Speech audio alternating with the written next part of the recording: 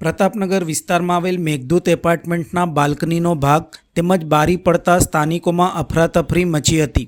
સ્થાનિકો બિલ્ડિંગની જર્જરિત અવસ્થાને લઈને ચિંતાતુર બન્યા છે। સ્થાનિકો રીડેવલપમેન્ટ ઈચ્છી રહ્યા છે, પણ અમુક લોકોના કારણે આમાં પ્રગતિ થઈ શકતી નથી। વડોદરા શહેરમાં ઘણા વિસ્તારોમાં આવેલ મકાનો એપાર્ટમેન્ટની જર્જરિત અવસ્થાઓ છે। તે મકાન એપાર્ટમેન્ટને રીડેવલપમેન્ટની જરૂર જણાય છે। ચોમાસા દરમિયાન એપાર્ટમેન્ટની બાલ્કનીની દિવાલ કે છતના પોપડા પડવાના બનાવો પણ સતત વધતા હોય છે। ત્યારે આજરોજ પ્રતાપનગર અપ્સરા સ્કાયલાઇન સામે આવેલ મેઘદૂત એપાર્ટમેન્ટની બાલ્કનીનો ભાગ નીચે પડ્યો હતો, તેમજ બારી પણ નીચે પડી હતી। સદનસીબે નીચે કોઈ ન હોવાથી કોઈ ઈજાગ્રસ્ત થયું નથી। ભૂતકાળમાં પણ આ એપાર્ટમેન્ટમાં આવી ઘટના બની ચૂકી છે।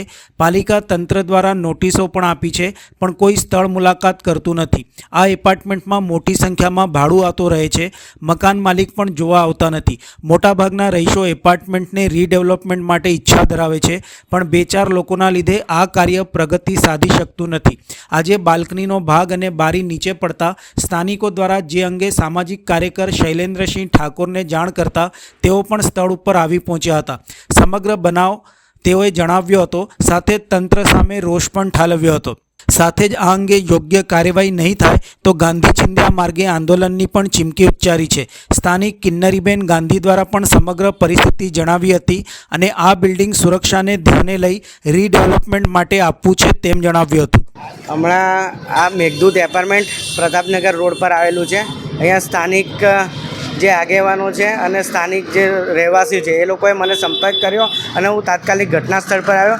અહીંયા જે એપાર્ટમેન્ટમાં આપ જોઈ રહ્યા છો કે બે આખી દિવાલ જે હતી દિવાલ પડી છે અને બારી પણ તૂટી ગઈ છે।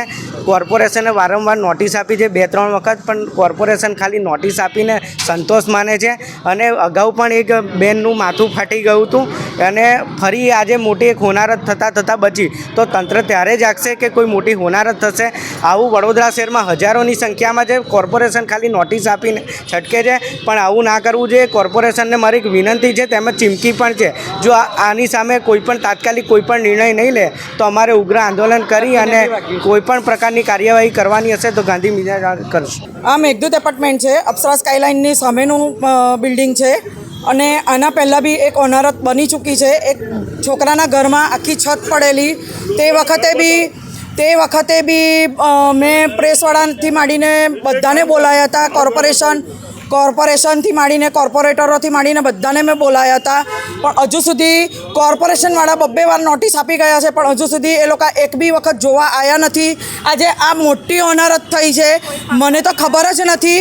હું ઘરની બહાર નીકળી, મને એવું કે એક્સિડન્ટ થયો છે, એના કારણે હું બહાર નીકળી તો જોયું તો મારા જ ઘરની બાલ્કની નીચે પડી અને 3 જણ બચી ગયા। એ તો ભગવાનની કૃપાથી એ 3 જણ ખસી ગયા અને એમને પોતે નજરે બી જોયું છે આ વસ્તુ કે કેવી રીતે પડ્યું, અને પછી 2 સેકન્ડમાં 2 બારીઓ પડી નીચે।